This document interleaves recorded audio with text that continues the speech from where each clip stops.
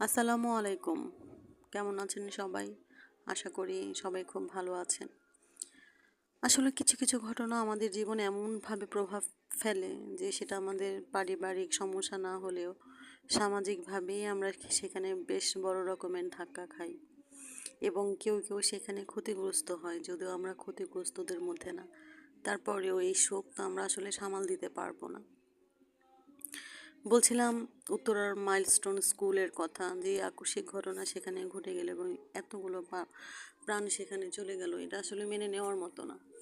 এই শোক আমাদের কাটিয়ে উঠতে অনেক সময় লাগবে।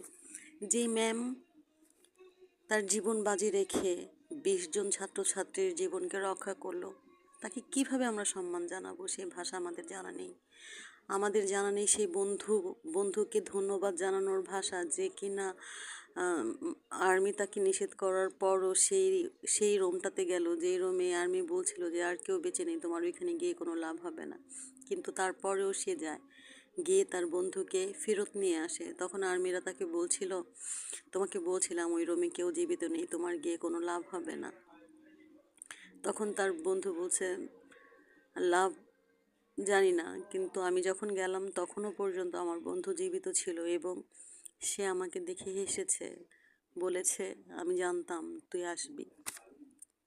আসলে এই এই এই বিষয়টা যখন আমার মনে আসে তখন আমার এত বেশি রকমের কষ্ট লাগে, যা আসলে বলে বোঝানো সম্ভব না। আমি ভাষায় বোঝাতে পারবো না যে আমরা আসলে ভুলতেই বসেছিলাম বন্ধুত্ব, সম্পর্ক, আত্মীয়। আমরা এত বেশি রকমের ভার্চুয়ালের সাথে জড়িত হয়ে গিয়েছি যে বন্ধুত্বের মানে বুঝি না। এই 1-2 বাচ্চাগুলো আমাদেরকে চোখে আঙুল দিয়ে অনেক কিছু শিখিয়ে দিয়ে গেল। বন্ধুর জন্য কতখানি টান থাকলে যার জীবন যাচ্ছে সে ভাবতে পারে যার কেউ না হোক আমার সেই বন্ধুটি আমার কাছে আসবে। এটা আসলে আমার জন্য এত বেশি রকমের প্রিয়দায়ক হয়েছে, আমি আজকে কয়েকদিন থেকে ঘুমাতে পারছি না এইসব চিন্তা করে, যে এতগুলা বাচ্চা কত কঠিনভাবে মারা গেল।